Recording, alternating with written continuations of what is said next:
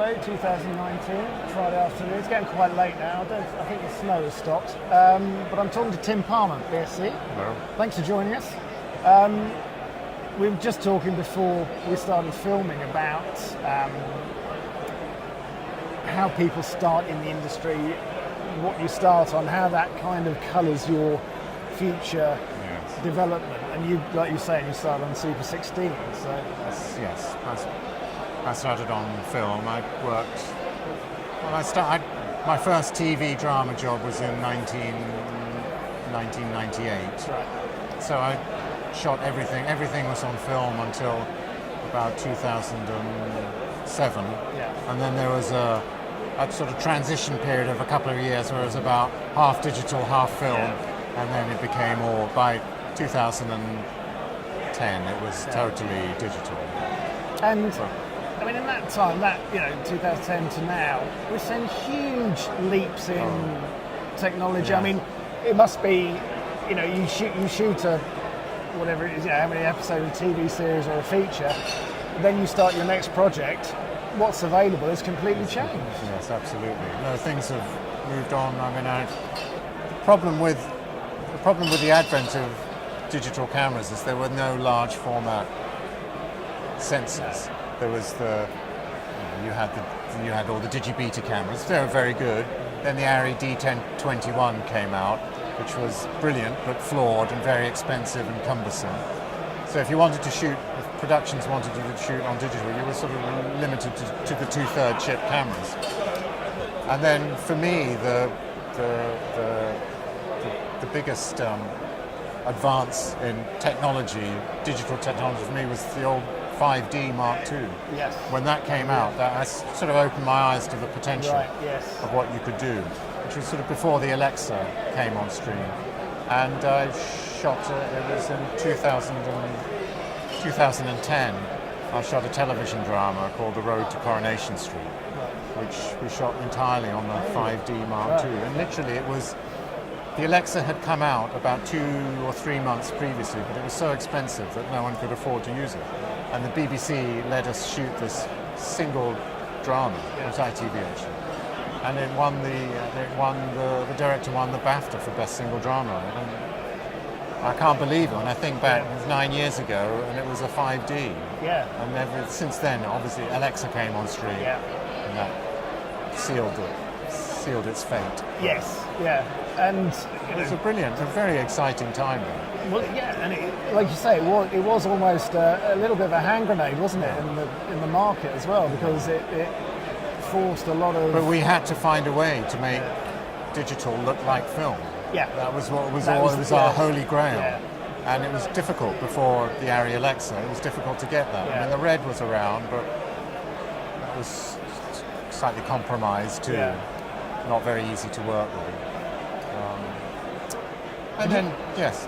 Sorry, I interrupted. Well, do you think it's interesting now that there's a lot of full-frame cameras on the market, but still people are looking for that little bit of analog technology, the lens on the front, to give them a particular look, a particular feel, anamorphics with absolutely, because there's no film stock to differentiate the look of a scene. You only have sensors, and the sensor is a fixed thing that's not going to change. So the only way you can impart a certain style is lenses, post-production, filters. And lenses obviously very popular and successful way of creating a look.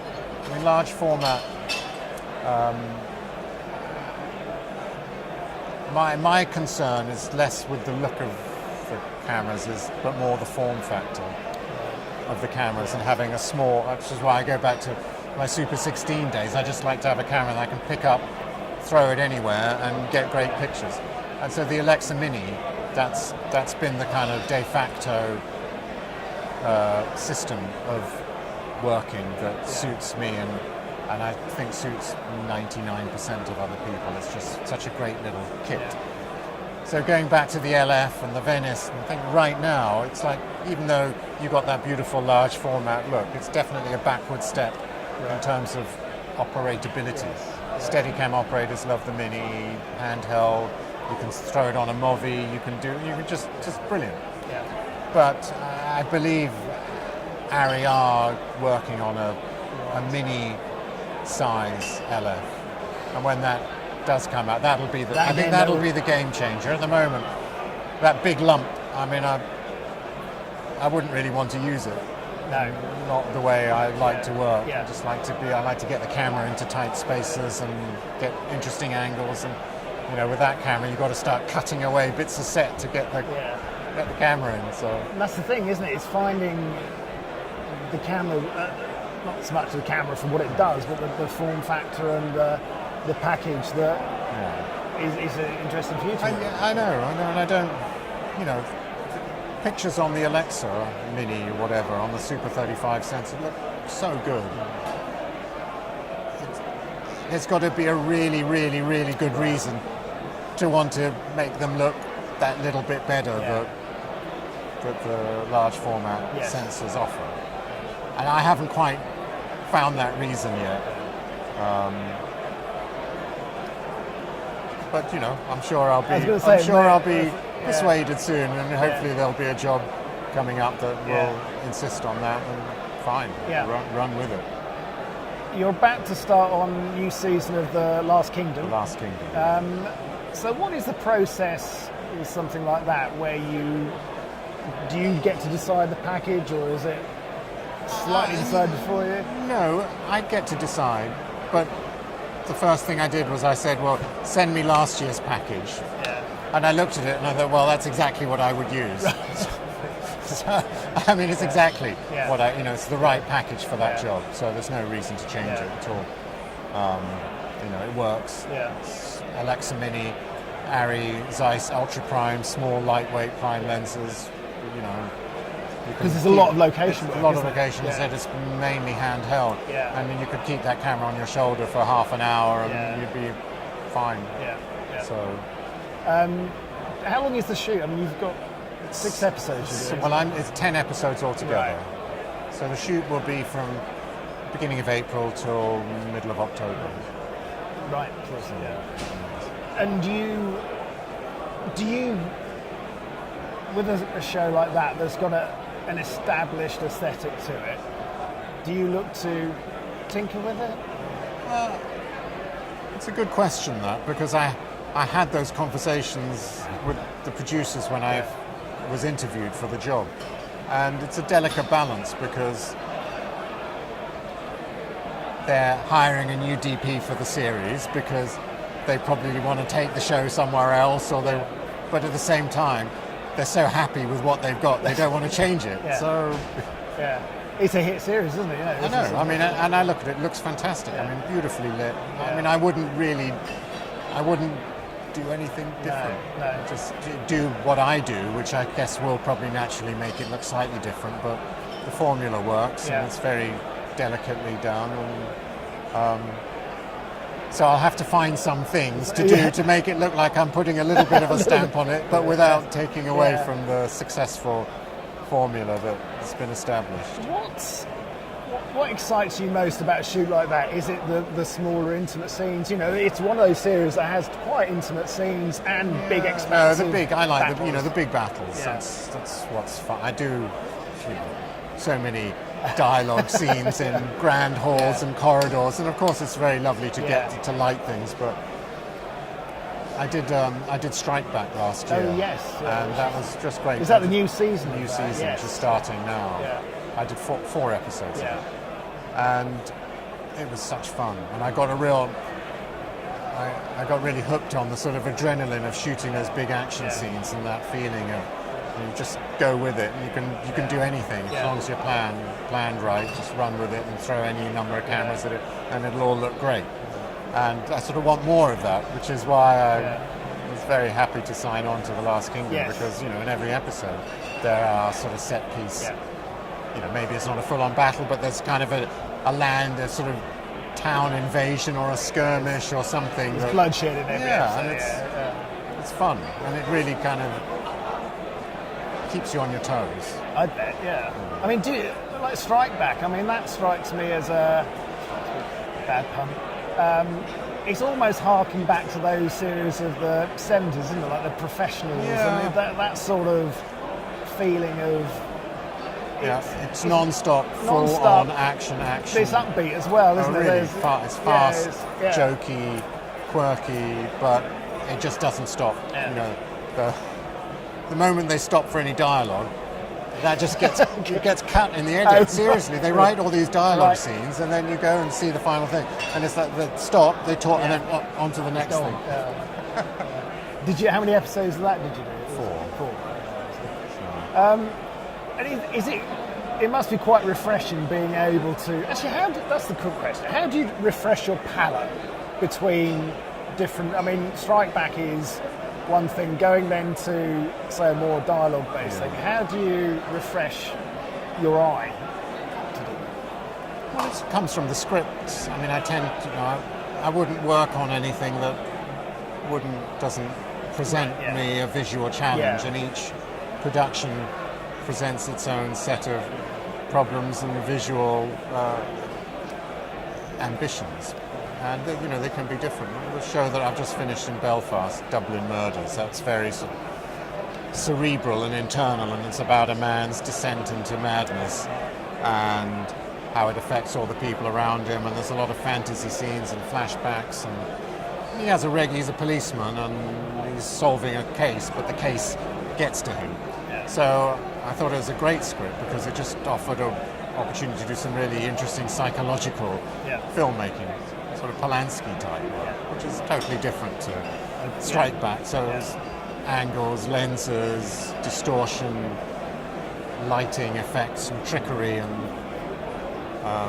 so which was naturally that was a very stimulating refreshment after Strike Back. And now back into the sort of woods and forests. Back into blood and guts. Yeah. Do you find that TV productions are becoming more better in the sense that from the production side, they do have higher ambitions? Yes, definitely. Not just budget, but actually higher ambitions. Oh, absolutely, wholeheartedly. Yes, that is the case. They just wanted to look bigger and better, and I worked on the recent series of Doctor Who. Oh yes. And that was shot on anamorphic. Yes. So I mean that was an huge departure for Doctor Who. I mean, to take that plunge, and they loved it, absolutely loved it, and they're doing it again. And it was a really bold visual statement. There was a new team, new writer, new showrunner, and they wanted that big action movie American thing. Well, that's Netflix, HBO, they've all upped the ante. I know. And this is still in-house BBC. Yeah, this is. Everybody who works on it is staff BBC who gets their paycheck PAYE. It's not, but still they want and I think that visual ambition. Yeah, that's a great testament to you as a cinematographer to take it that direction, but it's also a testament to BBC that they want to. Get there. And I think that's set a gold standard now for what productions should be striving to create. Is that sometimes your remit? We want this to look like it's £5 million and we've got 50,000. And that's the great thing about all the cameras and lenses is that as long as you've got a good team, good director, good designer, good DP and crew, you can make it. You can make us sort of. I did a little mini pilot last week. It was just a 3-day job for a potential new series, and I think the budget was probably about £50,000. That's for everything, cast, and we made it look really, really good, and we could because we had access, really nice, good lenses, camera, grips, stuff, lighting. You can make it.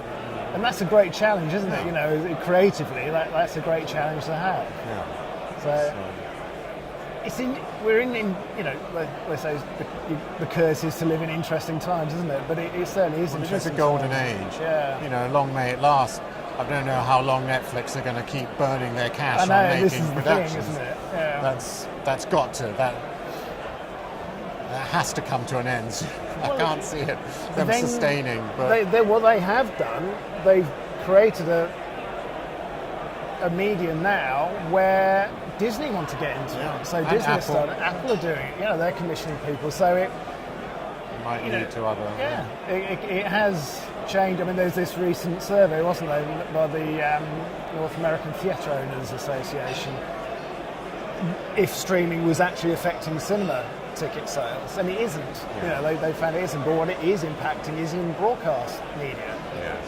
But that impact can be bad because there's more competition, and people like the BBC, their limited budgets, can they compete? But you're proving they can. You know, Doctor Who. But I suppose nowadays everything is a co-production. So the BBC will make something, and the show I've just done in Dublin Murders, that's a co-production with Stars, Right. which is the streaming channel. So it'll be on the BBC here, and it'll be on Stars in the United States. No, like you say, And the same with Strike Back, which is Sky HBO. Right. So it's on Sky 1, and then it's on HBO in America. So. no, it's definitely an interesting time to be in, certainly in TV.